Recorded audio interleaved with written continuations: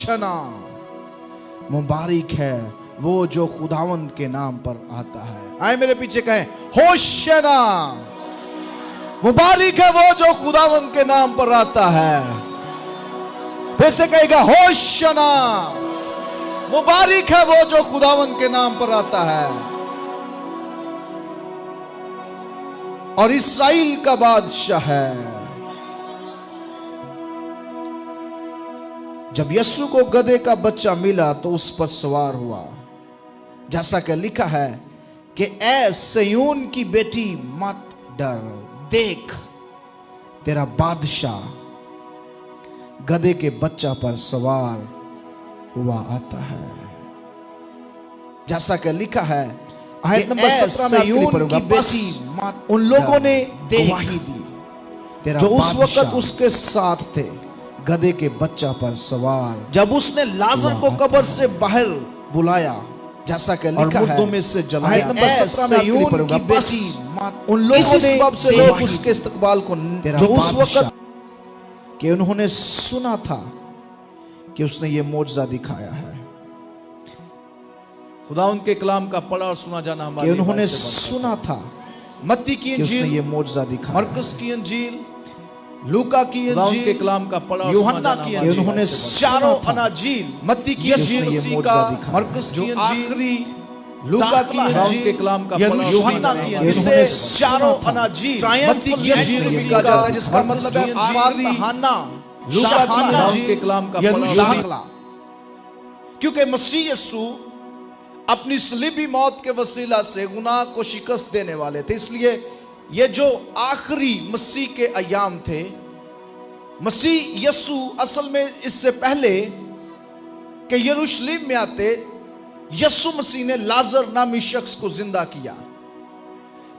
और ये जो ईद है, ये ईद फसा थी, जिस वक्त अभी ईद को तकरीबन 4 दिन थे, और लोग इस मौका पर यरूशलेम से, इस्राएल से और गिरदनवा के ममालिक से यहां पर जमा हुआ करते थे। और एक अंदाजे के मुताबिक हर साल तकरीबन 25 लाख लोग यरूशलेम में जमा हुआ करते थे। यीशु मसीह ने लाजर को जिंदा किया है। कब्र में से 4 दिन का जो मुर्दा है, जो गलने सड़ने की जिसकी नौबत थी, और साइंस के मुताबिक, तहकीक के मुताबिक, आम ख्यालात के मुताबिक, चौथे दिन जो बॉडी है ये डीकंपोज यानी कि सड़ना और गलना शुरू हो जाती है। लेकिन मसीह ने ऐसे शख्स को भी जिंदा करके जाहिर किया कि मैं हर चीज पर कादिर हूं। हालेलुया। और फिर इस सारे वाकया के बाद मसीह की मुखालफत होती है और यीशु मसीह यरूशलेम की तरफ बढ़ता है, जहां पर तकरीबन पूरी दुनिया से लोग जमा हो रहे हैं ताकि ईद फसा को मनाया जाए, निजात की ईद को मनाया जाए। यह बेसिकली निजात की ईद थी। और यीशु मसीह जब हम देखते हैं कि यरूशलेम में आए हैं, तो 3 चीजें मैं आज आपके सामने बड़े मुख्तसर वक्त में रखूंगा कि जो पाम संडे है या खजूरों का इतवार है, इसमें 3 तरह से लोगों ने अपने आप को मसीह की खिदमत के लिए पेश किया है। नंबर 1, इसमें एक शख्स ने रज़ाकाराना तौर पर गधे का बच्चा दिया है ताकि मसीह खुदावंद उस पर सवारी कर सके। और इसके 2 मानी हैं। यीशु मसीह ने घोड़े पर सवारी क्यों नहीं की, या किसी और कीमती जानवर पर सवारी क्यों नहीं की, गधे पर सवारी क्यों की? इसकी 2 बड़ी वजूहात है। नंबर 1, पहली वजह यह है कि गधा जो है ये सुलह की निशानदही करता है। दूसरी वजह, जो गधा होता था इसी से किसी की अमीरी का, उसके रईस होने का हिसाब लगाया जाता था। अगर कोई अपना गधा जिससे वो पैसे कमा सकता है, या दूसरे लफ्जों में अपनी दौलत मसीह के लिए पेश कर रहा है, खजूरों के द्वार पर पहली कुर्बानी हमें क्या नजर आ रही है?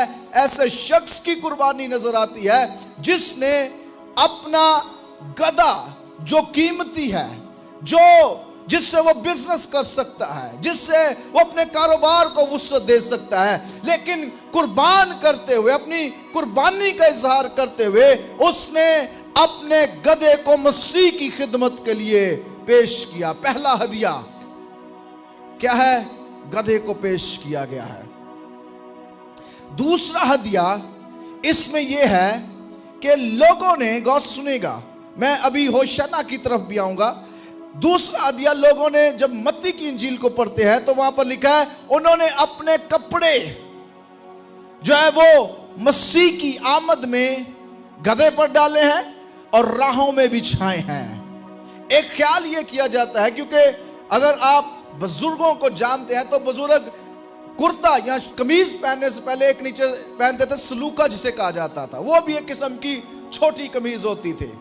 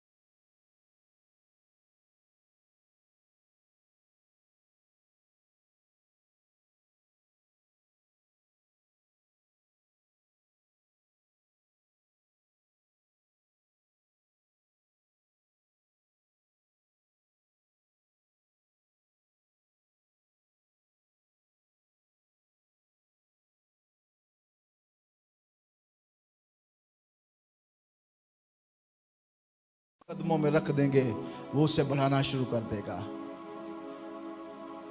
दुनिया का असूल है ऊपर जाने के लिए ऊपर जाना पड़ता है, लेकिन खुदा के कलाम का असूल है ऊपर जाने के लिए नीचे जाना पड़ता है। दुनिया का क्या असूल है? ऊपर जाने के लिए मेहनत करनी पड़ती है, ऊपर जाने के लिए जागना पड़ता है, लेकिन कलाम का असूल यह है ऊपर जाने के लिए हमें नीचा जाना पड़ेगा। दरख्त जितना गहरा होगा उतना ऊंचा होगा। अगर किसी दरख्त की ऊंचाई को आप देख रहे हैं तो इसी से अंदाजा कर लीजिए कि वो कितना गहरा है। वो दरख्त कभी गहरे नहीं होते, ऊंचे नहीं होते जिनकी गहराई कम होती है। जितने दरख्त ऊपर होते हैं उतने ही वो नीचे होते हैं। और इन लोगों ने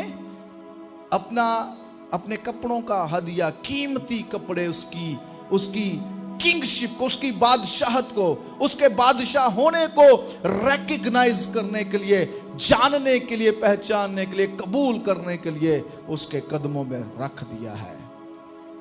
और तीसरा इसमें जो आंसर है वो है कि लोगों ने खजूर की डालियां ली हैं। खजूर की डालियों को भी, कौन सा सुनिएगा, खजूर की डालियों को भी लहराया है और फिर उनके भी उसके कदमों में रख दिया है। खजूर की डाली पर बड़ी बातें की जा सकती, लेकिन एक बात मैं कहना चाहूंगा, वो ये है कि यहूदी रोमी कल्चर जहां पर यह सारा वाक्य हो रहा है, रोम में खजूर हमेशा फातेह चैंपियन को पहनाई जाती है, उसका ताज बनाकर। बहुत सुनिएगा, रोमी हुकूमत में फातेह शख्स को जो जीत कर आता, जो लड़ाई करके, जंग करके, कोई मार कार्रवाई करके, कोई बड़ा अजीब काम करके, जिससे कौम का सर बुलंद होता, जिससे बादशाहों का सर बुलंद होता, जब वो करके आता तो बादशाह उसके सर पर खजूर का एक ताज बनाता, खजूर के पत्तों का, टहनियों का, और उसके सर पर रखता। लेकिन ये लोग क्या कर रहे हैं? ये लोग उन्हीं खजूरों को जो फतह शादमानी का निशान है, यीशु के वेलकम में उसके कदमों तले रख रहे हैं। इसका मतलब यह है कि दुनिया की हर फतह, दुनिया का हर ओहदा, दुनिया की हर पोजीशन मसीह के पांव के तले। Hallelujah, hallelujah. 3 तरह की चीजें हदिये के तौर पर मसीह की खुश आमद के लिए पेश की गई। लेकिन आखिरी लफ्ज यहां पर जो मैंने आपको कहा था मैं बात करूंगा, लिखा है कि वो गाने लगे, होशना, मुबारक है वो जो खुदावंद के नाम पर आता है। बेसिकली ये ज़बूर 118 की आयत है। दूसरे लफ्जों में यकीनी तौर पर वो इस मौके पर ज़बूर 118 गा रहे हैं। ज़बूर 118 शुक्रगुजारी का ज़बूर है, सलामती का ज़बूर है, और उसमें इस बात पर जोर दिया गया है कि बेहतर है कि हम अपने माल पर नहीं, बेहतर है कि हम उम्रा पर नहीं, बेहतर है कि हम रऊसा पर नहीं, रऊसा कहते रईस आदमी को, अपने ओहदों पर नहीं बल्कि खुदावंद पर भरोसा करें। लिखा है वहां पर, मुबारक है वो शख्स जो खुदावंद पर तवक्कल करता है। और ये जो ज़बूर है, इसमें फिर आगे चलकर 25वीं और 26वीं आयत में लिखा है, खुदावंद हमें नजात दे, मुबारक है वो शख्स जो खुदावंद के नाम से आता है। गौर सुनिएगा, ये क्यों कह रहे हैं? क्योंकि जब भी कोई खुदावंद की तरफ से भेजा हुआ होता है वहां पर मोजज़े होते हैं। जब भी कोई खुदावंद की तरफ से भेजा होता है वहां पर नजात का काम होता है। जब भी कोई खुदावंद की तरफ से भेजा होता है, जब खुदा ने मूसा को भेजा तो क्या हुआ है? वो इस्राएलियों को मिस्र की गुलामी से छुड़ा लाया है। और कज़ात की किताब को जब पढ़ें तो लिखा है, जब जब खुदा ने उनको यानी कि काजियों को उठाया, कभी समसून को, कभी जदाऊन को, कभी किसी को, कभी किसी को, दबूरा को जब भी उठाया तो क्या हुआ? खुदावंद की निजात का काम हुआ। गौर से सुनिएगा, जब हम निजात की बात करते तो हमारे ज़हन में तौबा आती है। गौर से सुनिएगा ये बात, जब भी हम कहते हैं कि आपने निजात पाई हुई है तो हमारे ज़हन में आती है तौबा की बात कि क्या आपने अपने गुनाहों से निजात पाई हुई है। लेकिन इस्राएलियों के नज़दीक नजात हमेशा दूसरी कौमों से रहाई का नाम है। किसका नाम है? दूसरी, क्योंकि ये जब भी गुनाह करते, ये गुलामी में जाते ही तब जब गुनाह करते। लेकिन जब खुदा इनकी आवाज को सुनता और किसी को अपने नाम में भेजता और वो क्या करता? वो इस्राएलियों को निजात देता।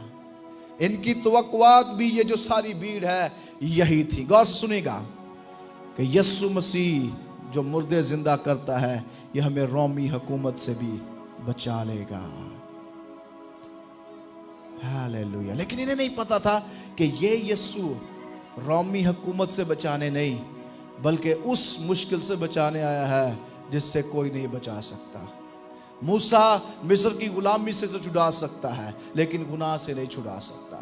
जदाऊन की गुलामी से तो छुड़ा सकता है लेकिन वो गुनाह से नहीं छुड़ा सकता।